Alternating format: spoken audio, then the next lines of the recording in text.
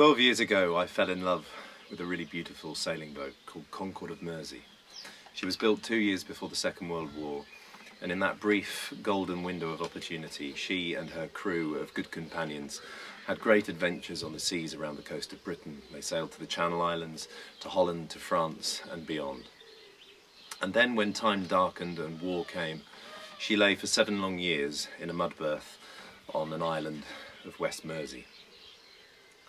Eventually she would sail again, and when the war ended, her owner resumed his adventures and his travels, and all of which, from before the war right the way through to that time when the war ended, he documented in the most beautifully illustrated logbooks.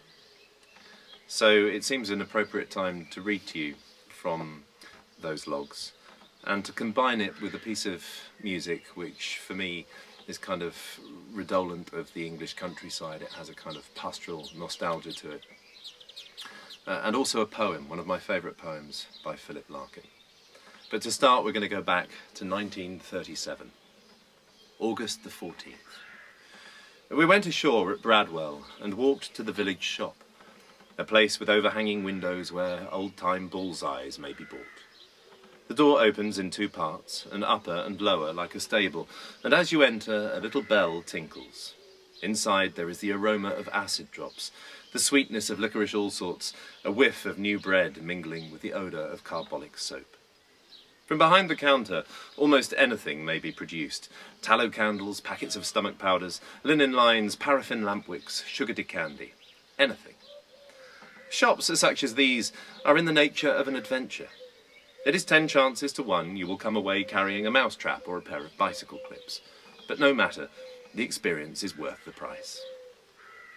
By the side of the shop, a lane leads past some cottages whose gardens with their box hedges and old-fashioned flowers such as the phlox, the sweetly scented moss rose, and pinks, which are white, are a joy to behold. Bees drone from lily to lily. They amble across to the honeysuckle, and then, laden with nectar, arrive leisurely at the door of their beehives in the sun, waddle in, and disappear.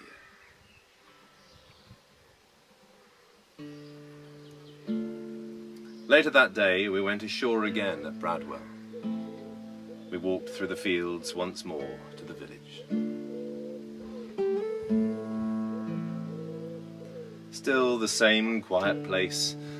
Horses at grass stamped their feet and swished their tails to drive away the flies, and the little bit of bread and no cheeses chirruped their merry song in the hedges.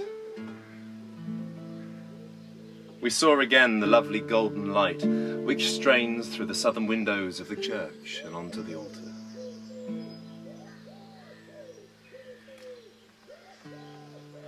Cut grass lies frail. Brief is the breath mown stalks exhale. Long, long the death it dies in the white hours of young-leafed June, with chestnut flowers, with hedges snow-like strewn, white lilac bowed. Lost lanes of Queen Anne's lace, and that high builded cloud moving at summer's pace.